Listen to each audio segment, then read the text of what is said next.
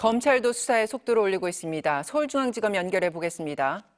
네, 구나연 기자, 조규용 복지부 장관 검찰에 출석했는데 소식 전해 주십시오.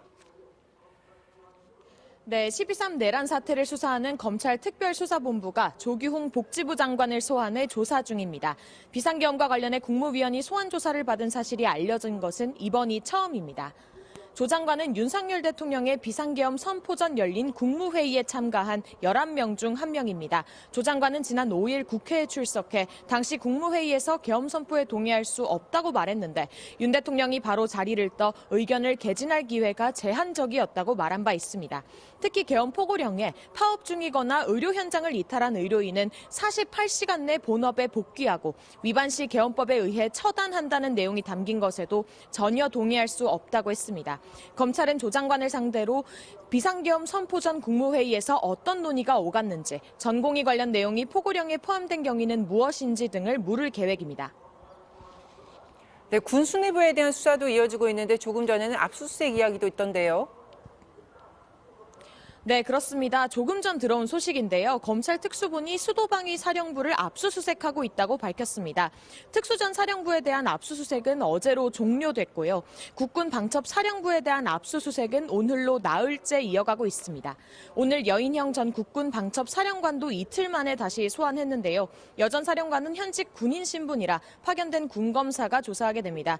여전 사령관은 김 전 장관의 지휘를 받아 국회와 중앙선관위에 방첩사 병력과 요원을 투입한 것으로 지목된 이번 사태의 핵심 인물입니다.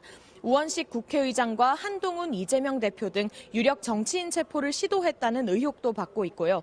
계엄 당시 윤 대통령의 전화도 받았다고 하는데 검찰은 구체적으로 어떤 지시를 받았는지 캐물은 뒤 구속영장 청구도 검토할 것으로 보입니다.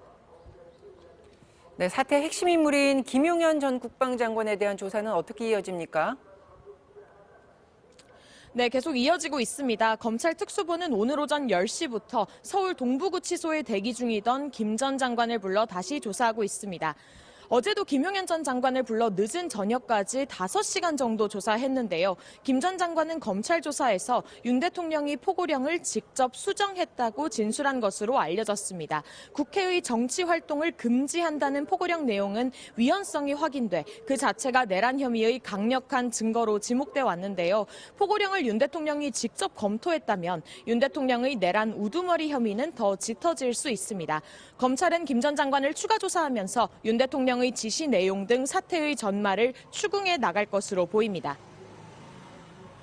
계엄 당시에 투입됐던 군에 대한 수사가 확대하는 모습인데요. 앞으로 이 계엄군 수뇌부에 대한 수사도 계속 이어지겠지요. 네, 그럴 것으로 보입니다. 비상계엄 당시 특전사 707 특수임무단 병력을 국회로 수송한 김세훈 특수작전 항공단장도 어제 참고인 신분으로 소환됐고요. 국회와 중앙선관위에 요원을 파견하는 데에 관여한 정성우 방첩사 1처장도 소환됐습니다.